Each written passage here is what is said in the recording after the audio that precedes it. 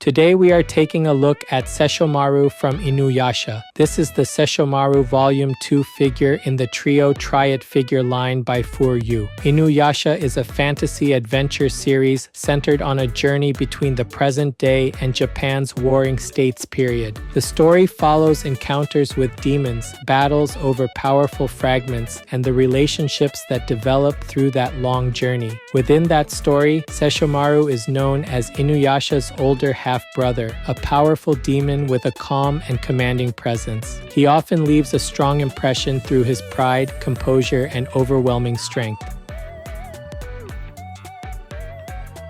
Today's highlights for this figure are Sesshomaru's solemn expression, the real thread fur worn over his shoulder, and the recreation of his equipment and outfit. The first highlight is Sesshomaru's solemn expression. His golden eyes are slightly lowered, his mouth is small and restrained, and the blue crescent mark on his forehead creates a strong central point for the face. Together with the red markings on his cheeks and the sharp shape of his ears, the face gives him a quiet and dignified impression. The second highlight is the fur worn over his shoulder, which uses real thread. The large white fur rises from the back side of the shoulder and spreads behind the raised hand, adding a strong sense of volume around the upper body. Because it uses actual thread, the fur stands apart from the smooth surfaces of the robe and hair, making the shoulder area one of the most noticeable parts of the figure. The third highlight is the recreation of his equipment and outfit. The black chest armor creates a strong contrast against the white robe, while the silver chest plate and shoulder armor add a sharper armored look to the design. The swords also strengthen Sesshomaru's signature appearance, with the different handle colors, gold fittings, and red cord details adding visual variety. The yellow and blue sash, the red sleeve panels, and the repeated white flower-shaped markings make the outfit feel rich and recognizable at a glance.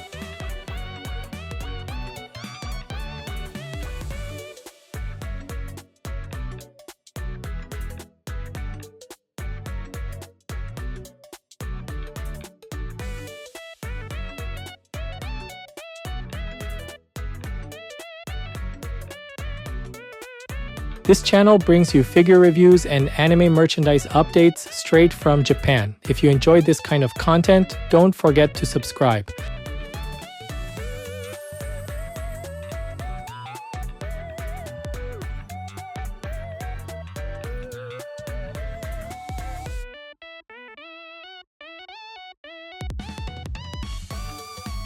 The face has a narrow and refined outline, with golden eyes set in a slightly lowered shape.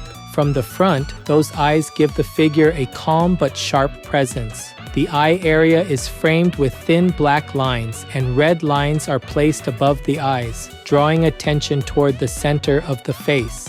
At the center of the forehead, the blue crescent mark is clearly visible between the front hair pieces. It becomes one of the strongest visual points of the head.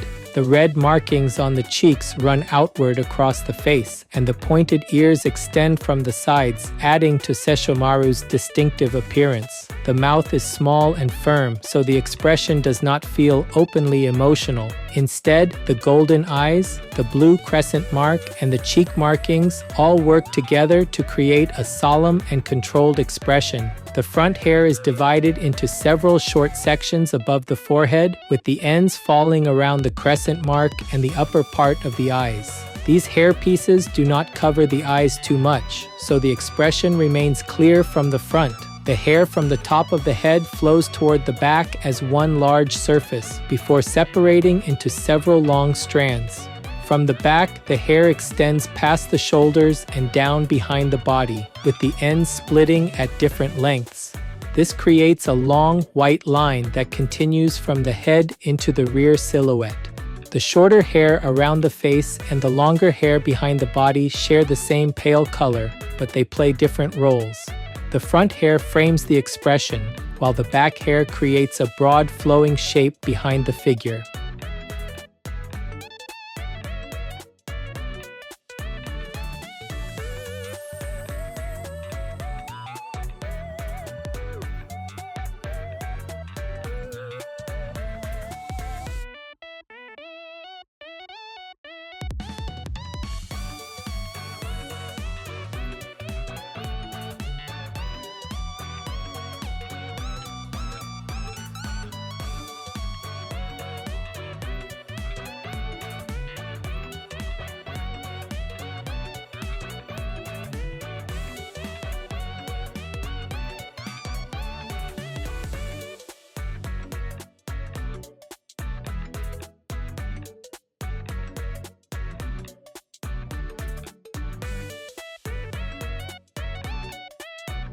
The upper body has a strong visual contrast between the white kimono, the black chest armor, and the silver armor parts. At the neck, the white kimono overlaps in a clean V shape, and that line leads naturally down into the chest. Over the kimono, the black chest armor creates a bold, dark area, while the silver chest plate adds a sharper, armored look on top.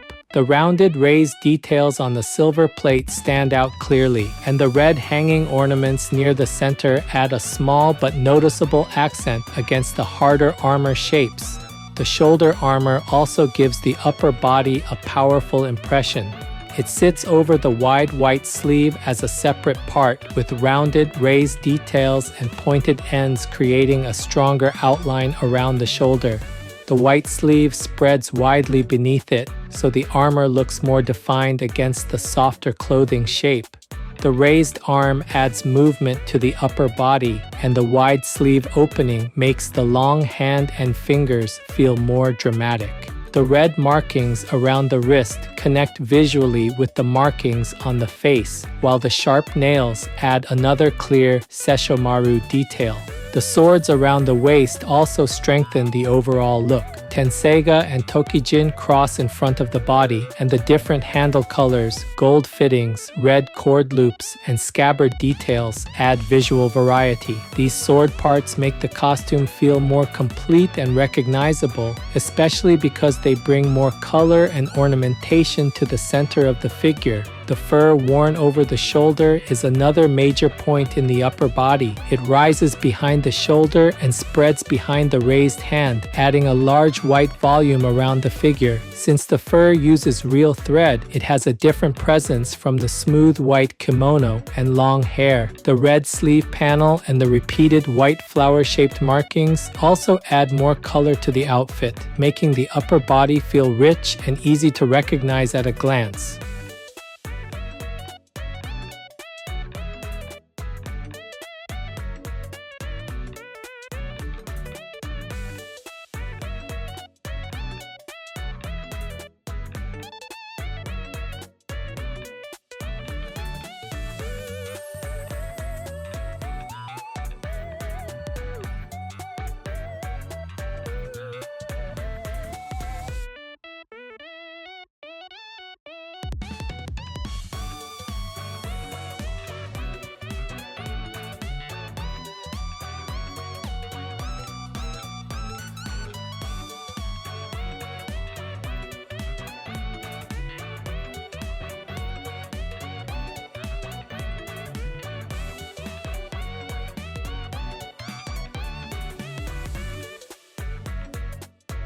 Around the waist, the yellow sash is tied into a large knot at the center.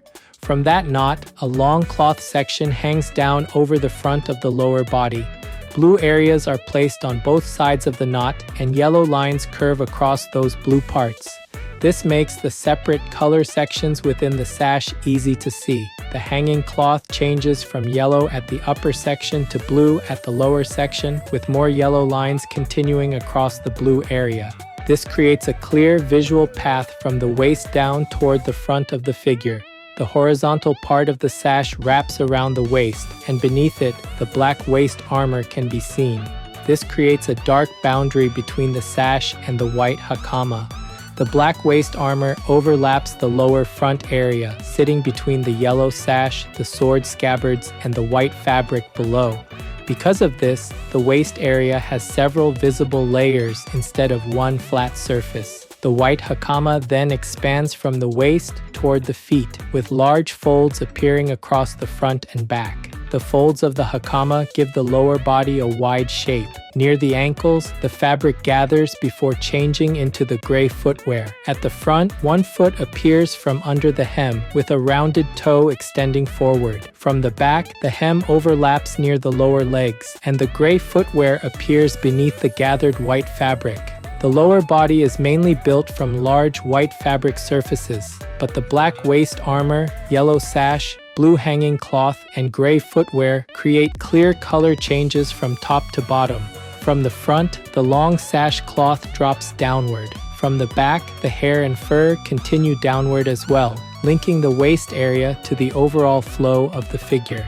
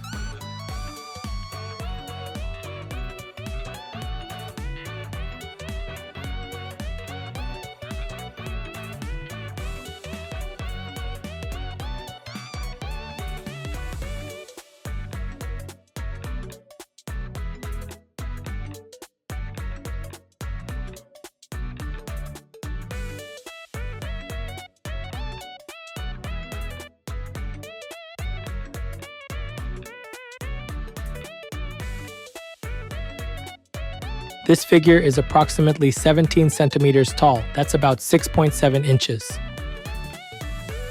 For size comparison, here's a 350 milliliter can. That's about 12 ounces in the US.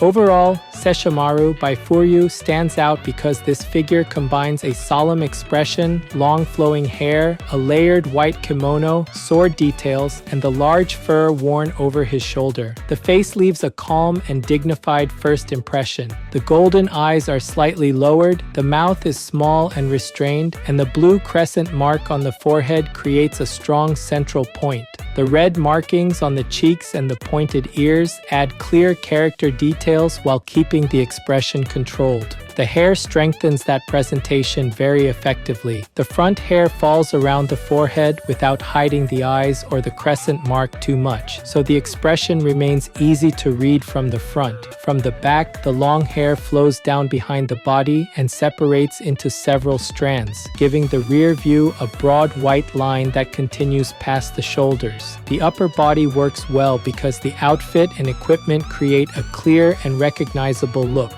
The white kimono forms the base, while the black chest armor and silver chest plate add a stronger armored impression.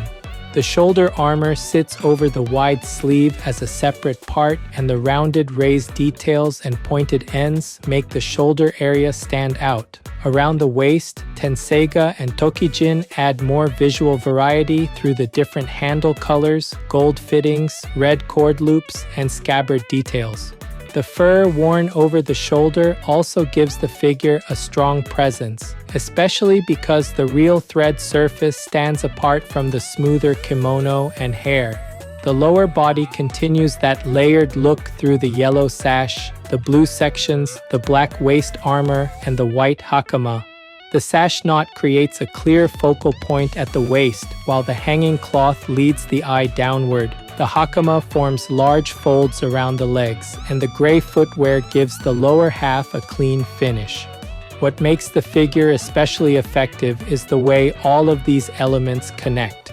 The eye can move from the face and raised hand to the swords and sash, then down through the hakama and back into the long hair and fur behind the body. Because of that, fans of Inuyasha or Sesshomaru will likely enjoy this piece very much. Collectors who like calm character expressions, layered Japanese-style outfits, sword details, and flowing silhouettes should also find it a very satisfying addition.